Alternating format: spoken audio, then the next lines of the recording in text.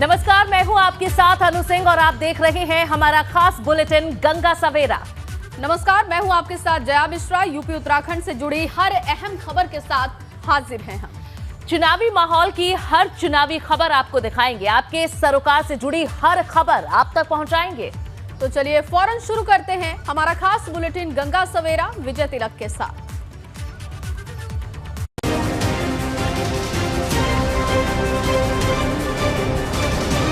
विजय तिलक।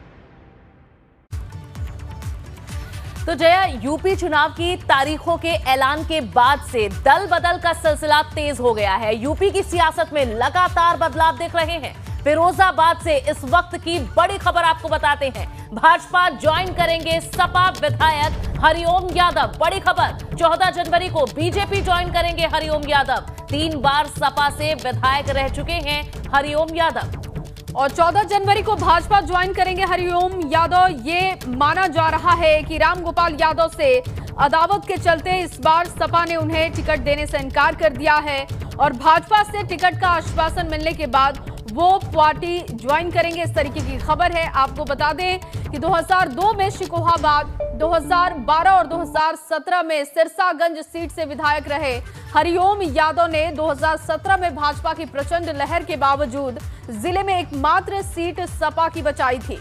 लेकिन अब ऐसी खबर है कि टिकट इस बार उनका कट सकता है, जिसके बाद अब भाजपा के संपर्क में हैं, भाजपा ज्वाइन कर सकते हैं। तो बिल्कुल लगातार जैसे ही चुनाव नजदीक आते जा रहे हैं, एक पार्टी से दूसरी पार्टी की ओर रुख कर रहे हैं नेता। जहां समाजवादी पार्टी से बीजेपी में जाना, बीजेपी में कई नेताओं का पहुंचना, ये सिलसिला जारी है और आज भी इसी कड़ी में ये कुछ बदलाव देखने को मिलेंगे। ये बड़ी जानकारी आपको दे रहे हैं, जहां यूपी चुनाव को लेकर फिरोजाबाद से इस वक्त की ये बड़ी खबर है। भाजपा ज्वाइन करेंगे समाजवादी पार्टी के विधायक हरिओम यादव। जहां समाजवादी पार्टी ने बीजेपी को कल एक झटका दिया, 14 जनवरी को अब बीजेपी ज्वाइन करेंगे हरिओम यादव। ये बड़ी जानकारी, 3 बार समाजवादी पार्टी से विधायक रह चुके हैं हरिओम और इस तरह से समाजवादी पार्टी को एक झटका है। चुनावों से पहले सपा से टिकट ना मिलने की वजह से भाजपा में जाने की तैयारी है। तो जया, जहां कुछ ऐसे नेता, विधायक हैं, मंत्री हैं जो कि अपने परिवार के सदस्यों के लिए टिकट की मांग कर रहे हैं और नाराज होने से दूसरी पार्टियों का रुख कर रहे हैं, तो दूसरी तरफ कई ऐसी पार्टियां हैं जिसके विधायक, मौजूदा सिटिंग विधायक हैं, वे नाराज हैं और इसी लिस्ट में अब बीजेपी ज्वाइन करेंगे हरिओम यादव। 14 जनवरी को वे बीजेपी ज्वाइन करने जा रहे हैं। 3 बार समाजवादी पार्टी के वे विधायक रह चुके हैं। बिल्कुल, और कद्दावर नेता है, लेकिन इस बार ये भी खबर मिल रही थी कि समाजवादी पार्टी से टिकट उन्हें नहीं मिलने वाला है और अब इन तमाम कयासों के बीच 14 जनवरी को वो भाजपा ज्वाइन करेंगे। हालांकि समाजवादी पार्टी ने कल एक बड़ा झटका बीजेपी को दिया है। तो साफ है कि यूपी की सियासत में दल बदल का खेल तेज होता जा रहा है।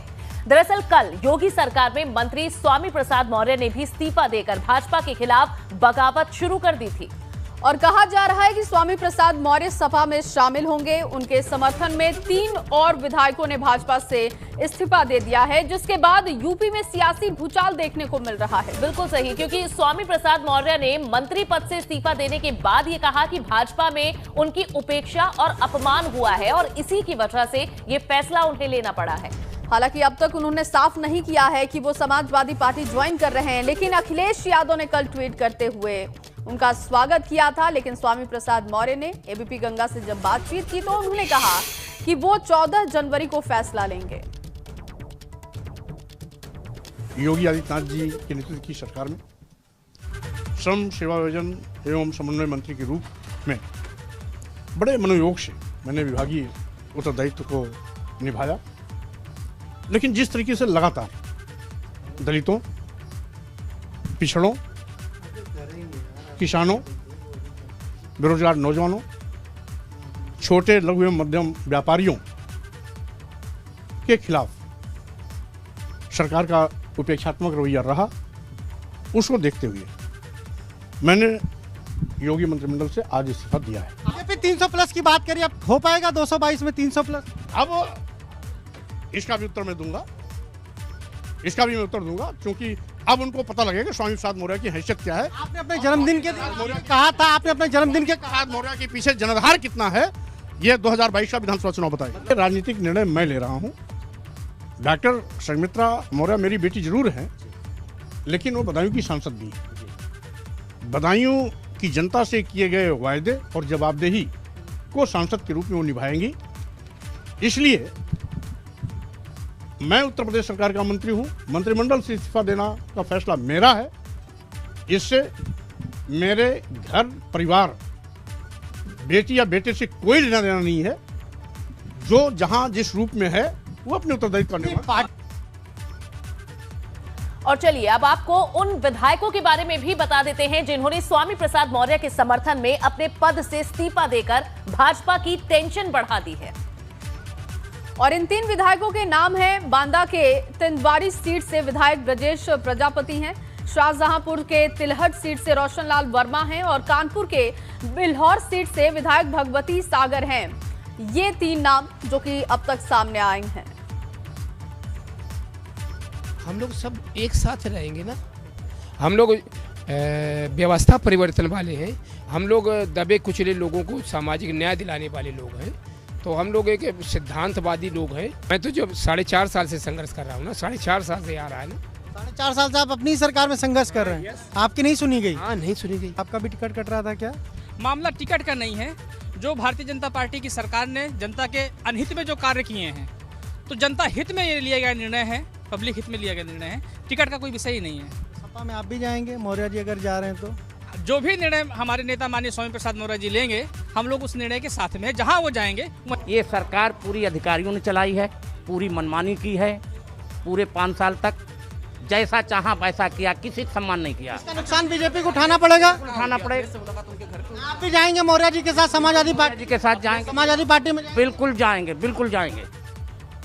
जय, ये कोई पहला मौका नहीं है जब इस तरह की स्थिति सामने आई हो। स्वामी प्रसाद मौर्य चुनाव से ठीक पहले इस्तीफा देकर पाला बदलने की तैयारी में है। ऐसा पहली दफा नहीं हुआ। कभी बसपा के कद्दावर नेताओं में और मायावती के करीबियों में से एक माने जाते थे ये।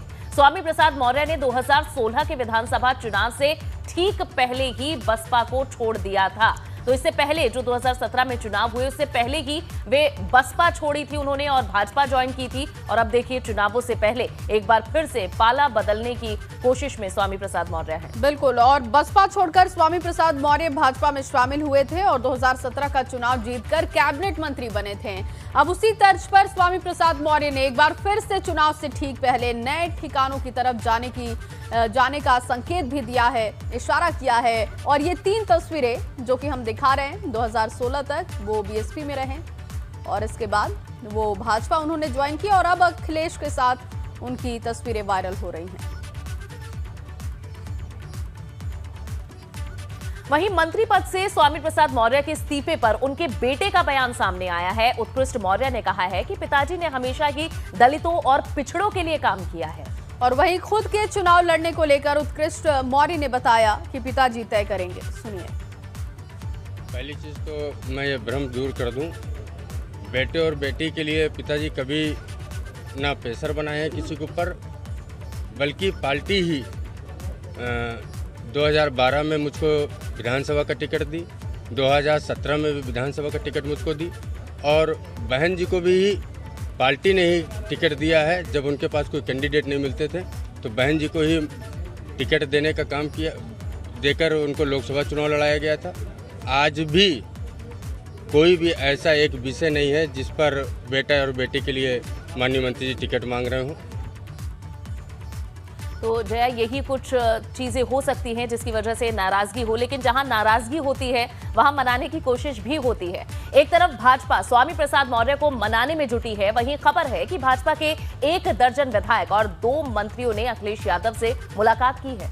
बिल्कुल अनु, और सपा और उनके सहयोगियों का दावा है कि ये लिस्ट अभी और बढ़ने वाली है, जिसका सीधा मतलब स्वामी प्रसाद मौर्य का एक्शन अभी झांकी है, पूरी लिस्ट बाकी है।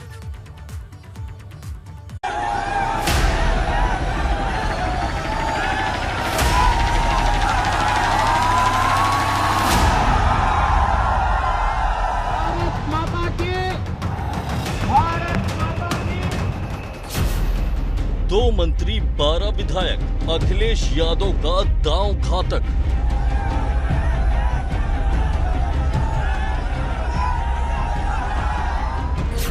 अखिलेश यादव की सेंधमारी, दल बदलने का दौर जारी।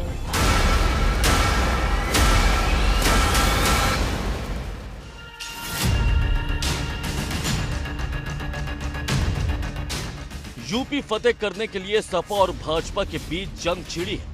जहां राजनीतिक दल बयानों से एक दूसरे पर हमला कर रहे हैं, वहीं सेंधमारी कर एक दूसरे का खेल बिगाड़ने का दौर भी जारी। और इस सेंधमारी के खेल में अखिलेश यादव लगातार भाजपा की मुश्किलें बढ़ा रहे हैं, क्योंकि जहां स्वामी प्रसाद मौर्य के इस्तीफे को लेकर हड़कंप मचा हुआ, वहीं अब सियासी गलियारे में भाजपा के 12 विधायक और 2 मंत्रियों के अखिलेश यादव से मिलने की चर्चा है।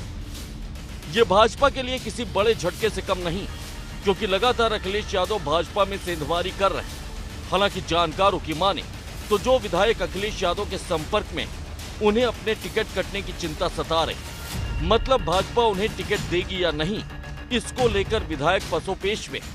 लेकिन सवाल उन 2 मंत्रियों का है कि क्या मंत्रियों को भी अपने टिकट कटने की चिंता सता रही है। ये सवाल इसलिए भी है क्योंकि लगातार समाजवादी खेमे की तरफ से दावे किए जा रहे हैं कि भाजपा के कई विधायक और मंत्री उनके संपर्क में।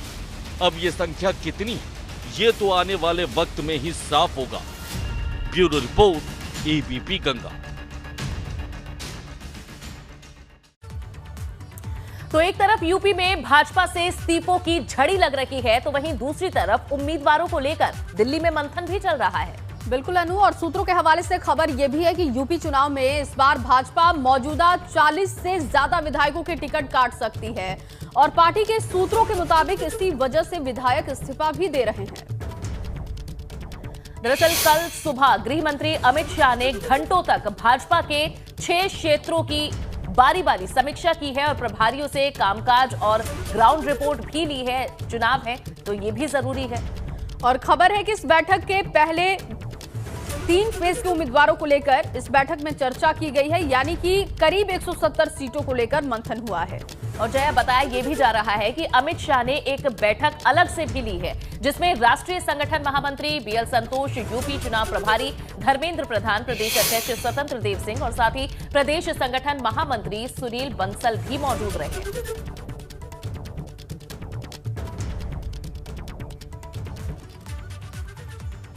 उधर दिल्ली में भाजपा तो लखनऊ में सपा दफ्तर के अंदर भी उम्मीदवारों पर मंथन कर रही है। आज अखिलेश यादव ने पार्टी कार्यालय पर सभी सहयोगियों के साथ सीट शेयरिंग पर चर्चा के लिए एक बैठक बुलाई है और आज बैठक के बाद सीटों के बंटवारे की भी घोषणा हो सकती है। हालांकि कल देर शाम तक चली बैठक में अभी उम्मीदवारों पर फैसला नहीं हो पाया है।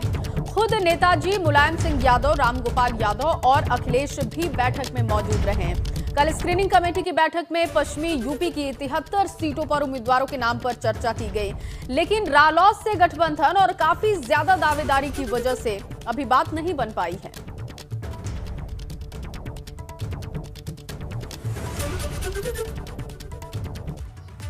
और जया, जहां एक तरफ कई नेता हैं जो भाजपा का रुख कर रहे हैं और भाजपा से निकलकर जो सपा में आ रहे हैं, तो सपा की मजबूती बढ़ रही है। लेकिन इस बीच एक और बड़ी खबर बता रहे हैं, सपा को और मजबूती दे सकते हैं अब इमरान मसूद। बड़ी जानकारी आपको दे रहे हैं। आज लखनऊ पहुंचेंगे इमरान मसूद और ये जानकारी है कि वे सपा ज्वाइन कर सकते हैं, अपने समर्थकों के साथ ज्वाइन वे कर सकते हैं समाजवादी पार्टी। आज अखिलेश यादव से मिलकर वे समाजवादी पार्टी ज्वाइन कर सकते हैं। बिल्कुल, कांग्रेस के ये नेता हैं। बिल्कुल, और लगातार जब उनसे सवाल किया जा रहा था कि क्यों समाजवादी पार्टी वो ज्वाइन करना चाहते हैं, तो उनका जवाब यही था कि इस वक्त वो समझ पा रहे हैं कि अगर कोई मजबूती से टक्कर दे पाएगा तो वो समाजवादी पार्टी ही है जो भाजपा को मजबूती के साथ टक्कर दे। और कांग्रेस से कोई मनमुटाव नहीं है, उनकी बात सुनी गई। प्रियंका गांधी, राहुल गांधी ने उनकी बात सुनी है, नाराजगी नहीं है, लेकिन समाजवादी पार्टी ज्वाइन कर सकते हैं, इस तरीके की खबरें। और आज लखनऊ में ये मुलाकात होने जा रही है। समर्थकों के साथ इमरान सपा में शामिल होंगे। कद्दावर नेता हैं पश्चिम यूपी के। कांग्रेस के 2 विधायक भी सपा को ज्वाइन करेंगे। सहारनपुर देहात के विधायक मसूद अख्तर भी शामिल होने वाले हैं। बेहट से विधायक हैं नरेश सैनी, जो कि समाजवादी पार्टी का दामन थामेंगे। 2017 में सहारनपुर की 2 सीट कांग्रेस के खाते में थी।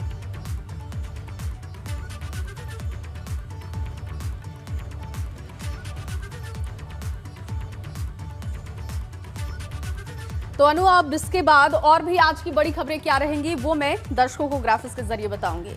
बिल्कुल। और जया, चुनावी खबरों के बीच हमारी नजर उन अहम खबरों पर भी लगातार बनी हुई है जो दर्शकों तक पहुंचाना बेहद जरूरी है, ताकि कोई भी खबर आप सभी दर्शकों तक पहुंचने से छूटने ना पाए। Over to you Jaya.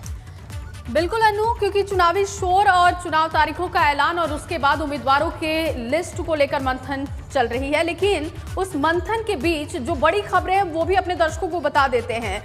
UP में तेजी से कोरोना की रफ्तार बढ़ती हुई दिखाई दे रही है और 24 घंटे में 11,089 नए कोरोना के मरीज पाए गए हैं। अब यूपी में 44,466 एक्टिव मामले दर्ज किए गए।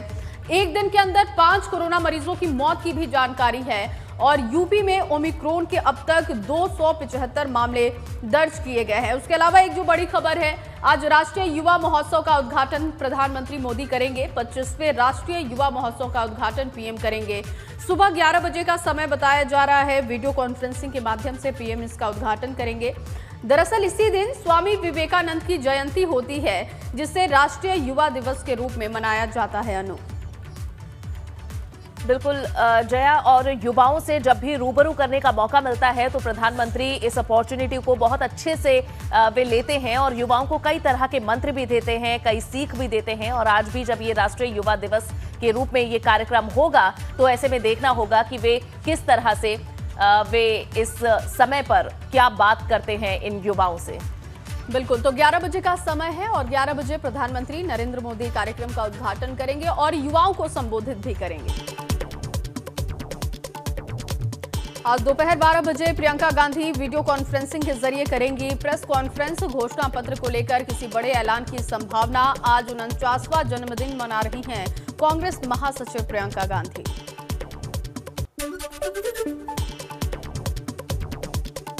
यूपी में चुनाव लड़ने को लेकर कैबिनेट मंत्री रामदास अठावले का बड़ा बयान। कहा, हमने सीएम योगी, अमित शाह समेत बीजेपी के सभी बड़े नेताओं से की बात। बीजेपी को यूपी में रिपब्लिकन पार्टी के साथ गठबंधन करना चाहिए, नहीं तो हम 4 से 5 सीट पर लड़ेंगे चुनाव।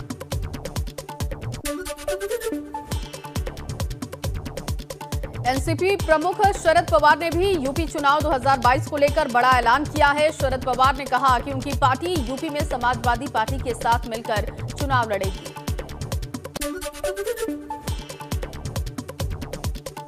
सपा में शामिल होने की अफवाह पर अकबरपुर रनिया की विधायक प्रतिभा शुक्ला ने दी सफाई। कहा कि मैं आजीवन बीजेपी की सिपाही बनकर रहूंगी। बीजेपी का साथ छोड़ने की मेरे खिलाफ फैलाई जा रही है अफवाह।